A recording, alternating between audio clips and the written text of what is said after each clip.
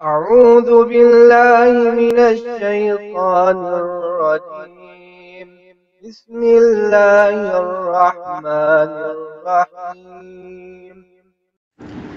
الحمد للہ رب العالمین والصلاة والسلام علی سید المرسلین اما بعد۔ بہت سے احباب اس حدیث کے متعلق سوال کرتے ہیں جس حدیث میں نبی کریم صلی اللہ علیہ وسلم امیر المؤمنین چوتھے خلیفہ راشد جناب علی رضی اللہ تعالی عنہ کی شان بیان کرتے ہیں۔ وہ علی جن سے محبت ایمان کی نشانی ہے، جن سے بغض و عداوت منافقت کی نشانی ہے، ان کے بارے میں آپ فرماتے ہیں من کنت مولاہ فعلی مولاہ، جس کا میں مولا ہوں اس کے علی بھی مولا ہیں۔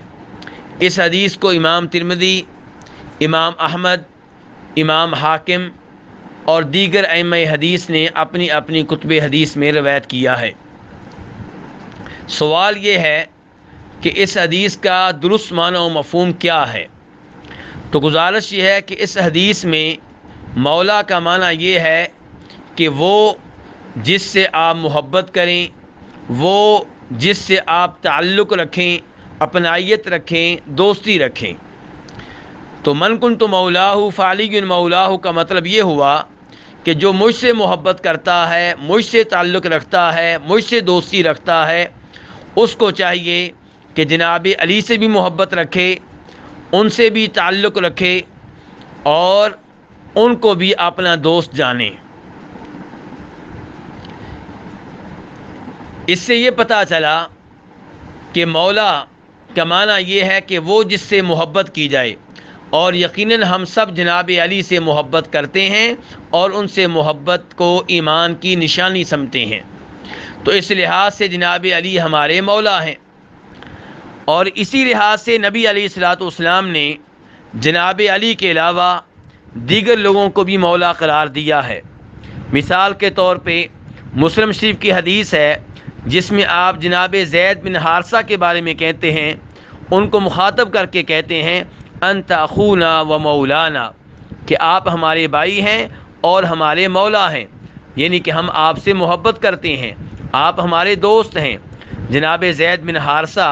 ویسے تو نبی علیہ الصلوۃ والسلام کے اس لحاظ سے بھی مولا ہیں کہ آپ کے آزاد کردہ غلام تھے، لیکن جو حدیث میں آپ کے سامنے رکھ رہا ہوں اس کا سیاق و سباق دیکھا جائے تو پتہ چلے گا کہ یہاں پہ نبی علیہ الصلوۃ والسلام انہیں مزید اعزاز دینا چاہ رہے ہیں، اس لیے آپ فرما رہے ہیں کہ آپ ہمارے بھائی ہیں اور آپ ہمارے مولا ہیں، یعنی کہ دوست ہیں، اور ہم آپ سے محبت کرتے ہیں۔ مسلم شریف کی ایک اور حدیث ہے جسے جناب ابو ایوب انصاری رضی اللہ تعالیٰ عنہ روایت کرتے ہیں، اس میں آپ انصار کے بارے میں، مزینہ کے بارے میں، جوہینہ کے بارے میں، غفار قبیلے کے بارے میں، اشجع کے بارے میں کہتے ہیں کہ یہ سارے کے سارے میرے مولا ہیں، یعنی کہ یہ سارے کے سارے وہ ہیں جن سے میں محبت کرتا ہوں، جن کو میں دوست جانتا ہوں۔ اور پھر آپ کہتے ہیں واللہ ورسولہ مولاہم، کہ اللہ اور اللہ کے رسول ان کے مولا ہیں، یعنی کہ یہ اللہ کے رسول سے محبت کرنے والے اور اللہ کے رسول ان سے محبت کرنے والے ہیں۔ امام احمد روایت کرتے ہیں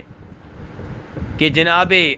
امیر المؤمنین علی بن ابو طالب رضی اللہ تعالیٰ عنہ کے پاس کچھ انصاری لوگ آئے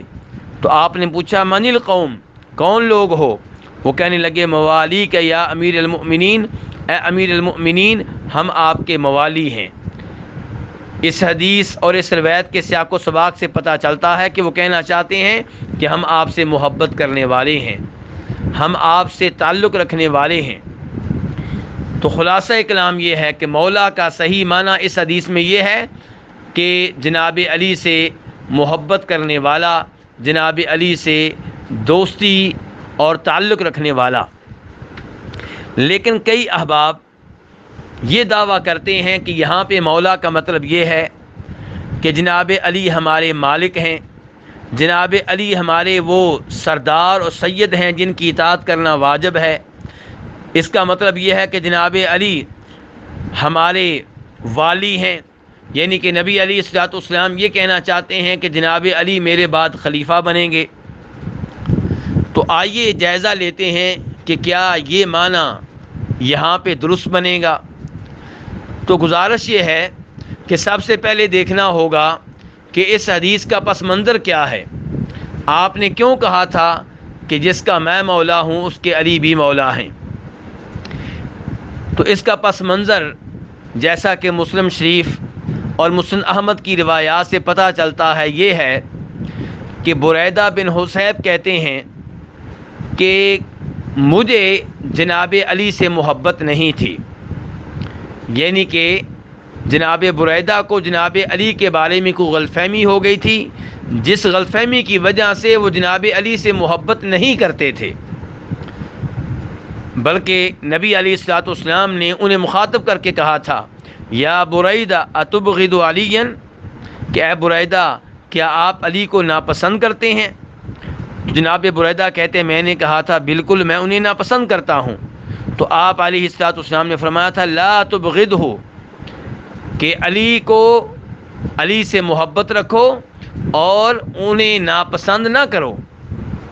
اور مسند احمد کے مطابق یہ ہے کہ آپ نے جناب بریدہ سے کہا تھا من کنت مولاہ فعلی مولاہ، کہ بریدہ جس کا میں مولا ہوں اس کے علی بھی مولا ہیں۔ یعنی کہ اگر تم مجھ سے محبت کرتے ہو، مجھ سے دوستی رکھتے ہو، مجھ سے تعلق رکھتے ہو، تو تمہیں علی سے بھی محبت کرنا ہوگی، ان سے بھی دوستی کرنا ہوگی، ان سے بھی تعلق رکھنا ہوگا۔ تو اس پس منظر سے پتہ چل رہا ہے کہ یہاں پہ مولا کا مطلب یہ نہیں ہے کہ جناب علی والی ہیں اور آپ کے بعد خلیفہ بنیں گے، بلکہ نبی علیہ الصلوۃ والسلام جناب بریدہ سے تقاضا کر رہے ہیں کہ ابھی سے جیسے تم مجھے مولا سمجھتے ہو علی کو بھی مولا سمجھو، جیسے مجھ سے محبت کرتے ہو ایسے ہی علی سے بھی محبت کرو۔ دوسری گزارش یہ ہے کہ نبی علیہ الصلوۃ والسلام ابن ماجہ کی حدیث کے مطابق مزید یہ فرماتے ہیں اللہم والی من والا وعادی من عادا، کہ اے اللہ جو علی سے دوستی رکھے تو اس سے دوستی رکھ، اور جو علی سے دشمنی رکھے تو اس سے دشمنی رکھ۔ تو ان الفاظ سے بھی پتہ چلا کہ مولا کا مطلب یہ ہے کہ جناب علی سے محبت کرنا، ان سے دوستی رکھنا۔ اس کے علاوہ ہمیں یہ بات بھی معلوم ہونی چاہیے کہ نبی علیہ الصلوۃ والسلام کے ان الفاظ کا اگر مطلب یہ لیا جائے کہ جناب علی آپ کے بعد خلیفہ ہوں گے، تو نبی علیہ الصلوۃ والسلام تو اس حدیث میں تقاضا یہ کر رہے ہیں کہ آپ مولا ہیں، یعنی کہ نبی علیہ الصلوۃ والسلام کی زندگی میں بھی اور آپ کے فوت ہونے کے بعد بھی، بلکہ جناب علی کے فوت ہونے کے بعد بھی جناب علی مولا ہیں، یعنی کہ جناب علی سے محبت واجب ہے نبی علیہ الصلوۃ والسلام کی زندگی میں بھی، آپ کے فوت ہو جانے کے بعد بھی، اور جناب علی کے فوت ہو جانے کے بعد بھی جناب علی سے محبت واجب ہے۔ لیکن اگر یہ کہا جائے کہ مولا کا معنی یہ ہے کہ خلیفہ ہوں گے، تو اس کا کیا مطلب ہوگا کہ کیا جناب علی نبی علیہ الصلوۃ والسلام کی زندگی میں ہی خلیفہ تھے، اور کیا آپ کے فوت ہونے کے بعد خلیفہ تھے، اور کیا وہ اپنی فوتگی کے بعد اب خلیفہ نہیں رہے؟ تو اس لیے یہ معنی درست نہیں ہے کہ مولا کا مطلب یہ ہے کہ جناب علی خلیفہ ہے اور والی ہیں۔ صحیح بات یہ ہے کہ مولا کا مطلب یہ ہے کہ وہ ہمارے محبوب ہیں، ہمارے دوست ہیں، اور یقیناً وہ ہمارے محبوب ہیں، مسلمانوں کے محبوب ہیں، صحابہ کرام کے بھی محبوب ہیں، نبی علیہ السلام کی زندگی میں بھی، آپ کے فوت ہو جانے کے بعد بھی، اور جناب علی محبوب ہیں لوگوں کے خود اپنے فوت ہو جانے کے بعد بھی۔ اور مولا کا یہی وہ استعمال ہے جس کے بارے میں اللہ تعالیٰ فرماتے ہیں فَإِنَّ اللَّهَ وَمَوْلَاهُ وَجِبْرِيلُ وَصَالِحُ الْمُؤْمِنِينَ۔ اللہ رب العزت سورہ تحریم میں فرماتے ہیں کہ نبی علیہ الصلوۃ والسلام کے اللہ تعالیٰ مولا ہیں، اور جبریل مولا ہیں، اور مومن مولا ہیں، یعنی کہ اللہ تعالیٰ بھی آپ سے محبت کرنے والے، اور جبریل بھی آپ سے محبت کرنے والے، اللہ تعالیٰ بھی آپ سے دوستی رکھنے والے، اور جبریل بھی آپ سے دوستی رکھنے والے، اور مومن بھی آپ سے محبت کرنے والے اور آپ سے دوستی رکھنے والے۔ جہاں تک تعلق ہے مولا کے اس معنی کا جس معنی میں یہ دعویٰ کیا گیا ہے کہ جناب علی مالک ہیں اور سید ہیں جن کی اطاعت واجب ہے، تو گزارش یہ ہے کہ جناب علی مالک نہیں ہیں بلکہ مالک اللہ تعالیٰ ہے۔ اور اسی لیے اللہ رب العزت نے ہمیں دعا سکھائی ہے جو سورہ بقرہ کے آخر میں آتی ہے کہ مسلمانوں کو یہ کہنا چاہیے کہ انت مولانا، اے اللہ تو ہمارا مالک ہے، تو ہماری حاجتیں پوری کرنے والا ہے، ہماری ہر چیز تیری ملکیت میں ہے۔ تو اللہ رب العزت ہی تمام لوگوں کے مالک ہیں،